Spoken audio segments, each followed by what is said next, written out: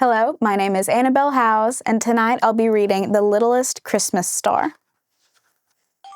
One snowy afternoon, Max's teacher announced his class would put on a Christmas play. Everyone was excited, especially Max. Max couldn't wait to have a part. Even though he was the littlest student in his class, Max hoped he could be the star of the show. "I will announce your roles tomorrow morning," the teacher said. The next morning, Max's teacher called out the role each student would play. Max waited and squirmed and waited and squirmed. "And finally, Max," the teacher said, "you will be the star." Max's eyes grew wide. He smiled a big, big smile. He was really the star of the show. "You will be the star of Bethlehem. Your line will be 'Follow me.'" Max sunk down in his chair. "I only have one line?" he asked. "Yes, Max, but it is a very important line," said the teacher. Everyone in the class was jumping around and buzzing with excitement. "I have 10 lines," said Sophie. "I get to paint the set," says Max's friend Henry. But Max did not jump around. He was sad. He wanted to have a big part in the play, but instead he had the littlest one.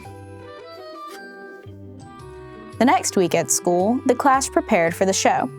There were costumes to make, and songs to practice, and lines to learn. Max didn't know what to do.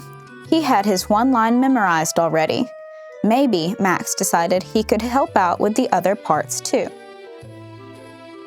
And Max began to practice the part of Mary. He worked on making his voice as big and loud as he could. "Hey, that's my part," said Sophie. Max wandered to where the set was being painted. He dabbed a brush and purple paint and began to paint a tree. He wanted the trees to stand out on stage.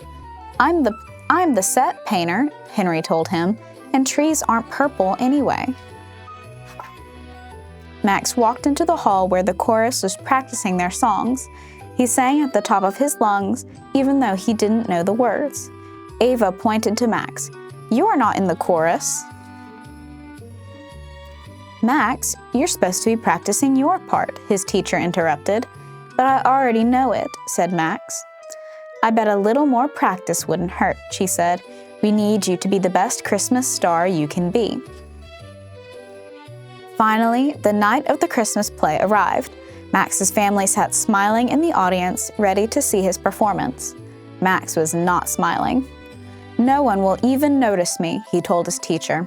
"Of course they will, Max. You'll see." Max waited for his turn. Then everything was quiet. It was time. Max stepped forward, music started in the background, and he walked onto the stage.